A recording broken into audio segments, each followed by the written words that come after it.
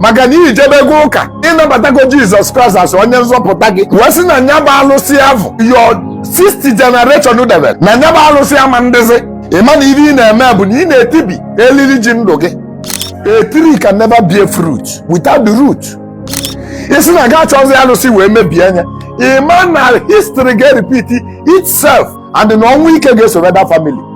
So many family today na-enwe ọnwụ ike maka na ma mebiri alụsị eji wee mụta nna ba. Ọnya butere accident, nya butere gagata ụda, kidney failure ma kidney stone, heart failure. Ka m gba gị ị mana onwe family ị na-anụlube na ntị na ba nwụrụ ọnwụ ike. Ị mana onwe family na-anụ ezigbote nka.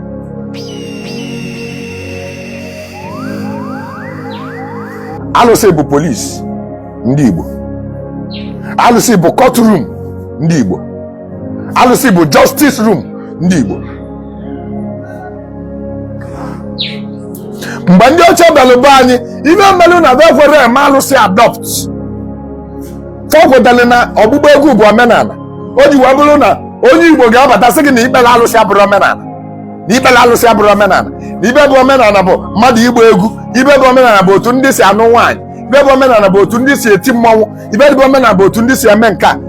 Mana ọ magwata gị na alụsị bụ omenala bụ na alụsị bụ onye na-akwụ udo against onye na-emegide mmadụ. Ma ndị ọcha abalị imegide anyị alụsị wee gbubebe ndị ọcha wee sị na alụsị abụrụ omenala. Nya mere o ji wee bụrụ na imiti ụfọdụ ndị okenye alụlụ ala ọ sị gị na nya na-eme omenala ma nya da-ekpere alụsị. Onye ọbụla sị gị na nya na-eme omenala ma nya da-ekpere alụsị bụ okenye alụlụ ala ka ọ bụ.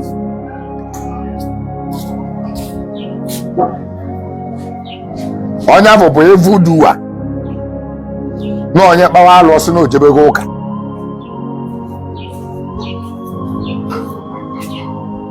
O nwere ka ị ga-esi wee na-eme omenala sị na ịma mkpere alụsị.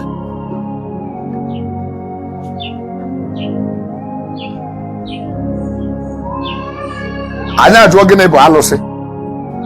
Alụsị bụ alụ na nsọ. Ndị ụka sị na ọlụsị mana ọ bụrụ ọlụsị. Alụsị bụ alụ na nsọ. Igbozu abịa akpozu bụ alụ na nsọ. Alụ na nsọ anị ya bụ alụsị. Alụ na nsọ anị. Alụsị nọ na be unu bụ ụfọdụ n'ime ebe bụ otu esi wee tie akwali ya nsi wee gba gị ka esi wee mịa wee mụta your 50th generation or 60th generation. Ikezie na nne ya bịara ije dị ọ bụ na ọ mụrụ nwa bụ nna gị.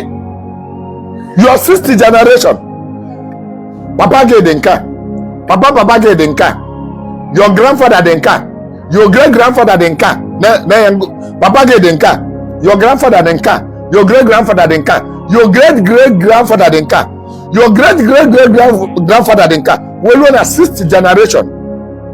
Onye nụnwa kịta ma mịa n'ụlụ di echebebe na aya amụta dị, echebebe dị na aya amụta onye nke bụ grandfather mpa gị, echebebe dị na aya amụta ya ma mịa n'ụlụ di mana ọ mụrụ nwa ma mịa wee jee n'ihu jee na be nna ya wee jee nye ya akwali ọmụmụ o wee tie akwali ọmụmụ akwali ọmụmụ ka o tiri wee mụta ọnya. Ọnya nụnwa wee mụta ọnya, ọnya nụnwa wee mụta ọnya, ọnya nụnwa wee mụta ọnya, ọnya nụnwa wee mụta ọnya, ọnya nụnwa wee mụta ọnya bụ papa gị, papa gị wee mụta gị.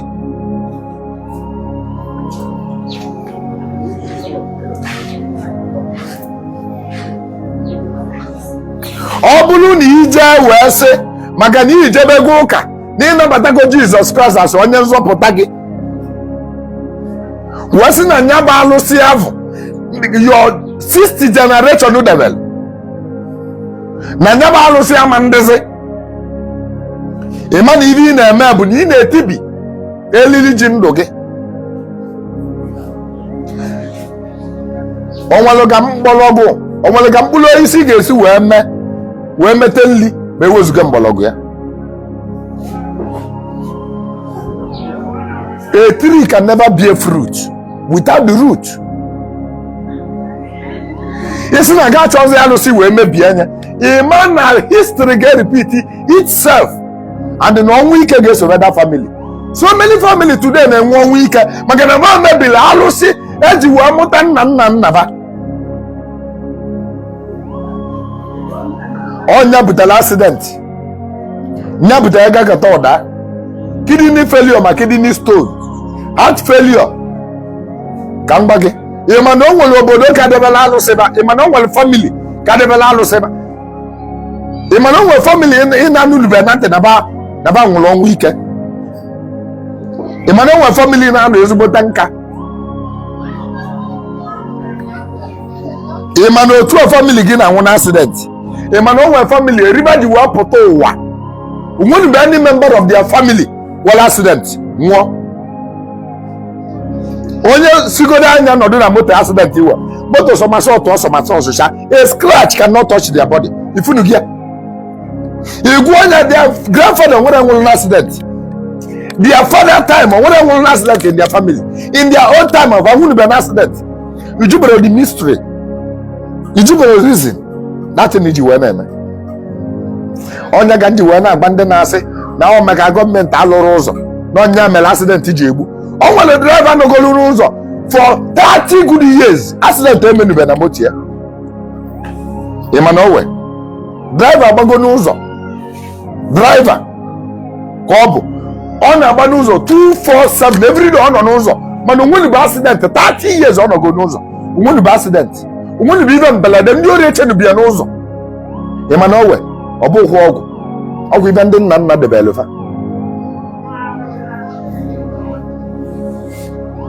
ịma alụsị dị na bunu ka ebe ọ na-alụ